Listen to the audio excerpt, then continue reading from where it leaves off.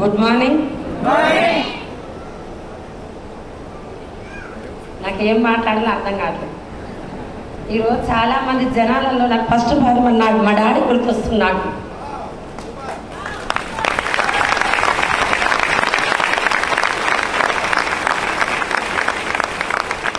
మా డాడీ నన్ను ఆయమ్మని చూసిండు, కానీ ఇంతమంది అభిమానులు ఇంతమంది స్థాయికుండడు. నేనైతే ఏ జన్మలో చేసుకున్న పుణ్యము మా డాడీ లేడన్న ఒక లోటు తప్ప నాకు ఇంకా ఏమి కూడా లేదు.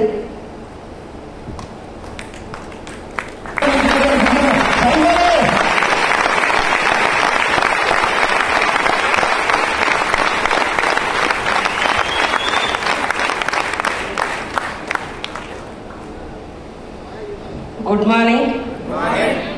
నేను చెప్పదలుచుకుంది ఏం లేదు.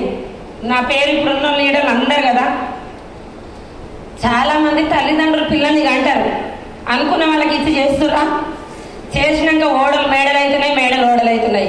అవునా కదా? నాది కూడా అలాంటి పరిస్థితి. మా డాడీ నాకు చదువు లేదని, మా వాళ్ళకి ఆస్తి లేదని నన్ను ఒక పేదింటి వాళ్ళకి ఇచ్చారు. కానీ అమ్మ నాన్న దగ్గర ఆస్తి లేదని పెళ్లి చేసి ఇచ్చినాక వెళ్ళిపోతామా భరిస్తామా? చెప్పాలి అందరూ. అలానే దగ్గర 25 సంవత్సరాలు సంది చేసుకుంటూ వచ్చాం. ఎందుకంటే మనం ఇక్కడ ఒక ఇంటికి ఇచ్చినాక భారం ఇంటికి పోతే తల్లిదండ్రుల మీద భారం పడతాం. అవునా కదా? దానికి కారణం ఏంటి? పేదరికం. అవునా? అలాంటి పేదరికంలో మా డాడీ 24 గంటలు వ్యవసాయం చేస్తూ ఆయమ్మ పని చేసుకునేదాన్ని, బియ్యం కూడా తెచ్చేసాడు, నాకు ఇంటికి నడిపించేది. కానీ ఈరోజు ఇన్ని లక్షలు సంపాదించడానికి అందరి గుండెల్లో ఉండగా చూడడానికి మా డాడీ మాత్రం లేరు.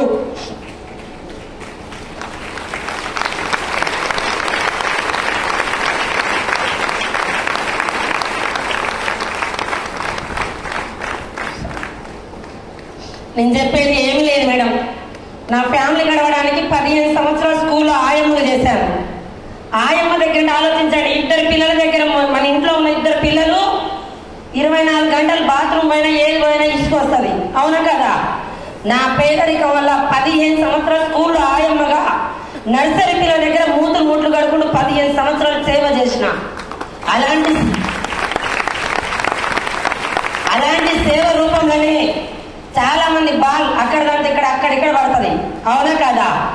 ఏ జన్మల పుణ్యం చేసుకున్నానో ఈరోజు ఈ దేవుడు గౌతమ్ వాణి సార్కి ఈ అవకాశం ఇచ్చిన మా గ్రేట్ అప్లైన పాండు సార్కి ఈ రోజు నిలబడడం కారణం, తల్లి నువ్వు నిలబడితే వస్తుందని మన మహాగురువు గారు ఎంఎస్ సార్కి, ఈ ముగ్గురికి మాత్రం ఎన్ని జన్మలు రుడిపడి ఉంటాను. నేను మాత్రం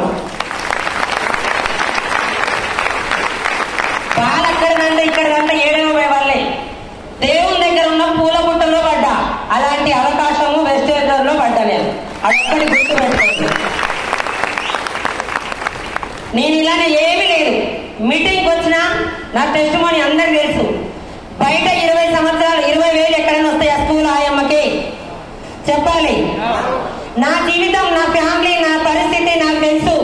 నా లైఫ్ నా పిల్లలా కావాలా? బాగుండాలి. నా జీవితం నా పిల్లలాగా కావద్దు.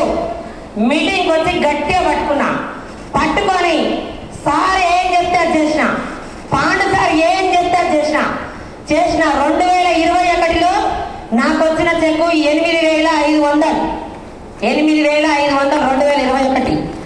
అదే 2022లో 54,000. సంవత్సరానికి ఎంత వచ్చింది? 54,000. అదే 2023లో 1,27,000. అదే 2024లో ఇప్పుడు 4,55,000.